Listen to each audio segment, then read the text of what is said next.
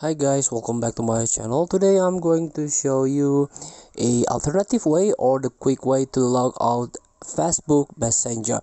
So let's get start by try to search your Facebook Messenger icon. You can hold it and tap app info here, and then try to search storage usage here. You can tap it and you can just simply clear the data here. Just tap OK